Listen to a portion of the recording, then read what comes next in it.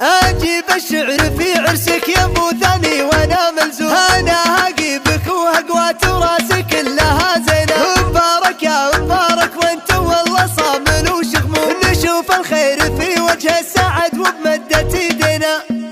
يطول الليل ويضيع الشعور براسي المسحور، ويسجل فكر في ليل القصيد وفي عناوينه. تغافلني وجيب النادره ولا يجيك النار، يا راس كل مضطف في قصيده ننشد ونا. قصيد المدح ما نرخص بيوته خايفين الله، ولكن نرخص له من طر الطيب على حينه. اجيب الشعر في عرسك يا ابو ثاني وانا ملزوم، انا هجيبك وهقوى تراسي كلها زينه. مبارك يا مبارك وانت والله صامل وشغموم، نشوف الخير في وجه السعد وبمدة ايدينا. ومثلك سيف لا جات المواقف ما هو بمثله، يا سيف بالمواقف نعتزي ما هو بزينه.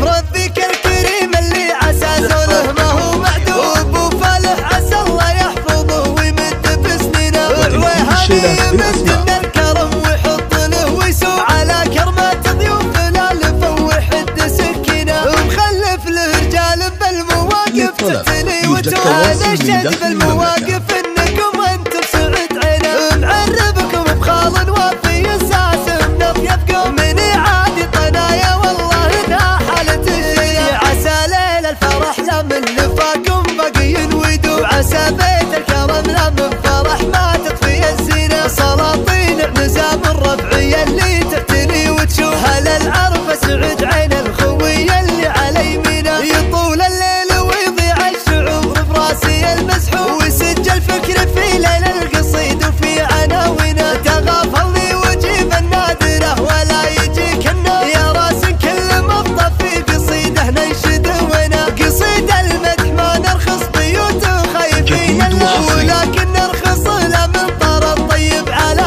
حينه. اجيب الشعر في عرسك يا ابو ثاني وانا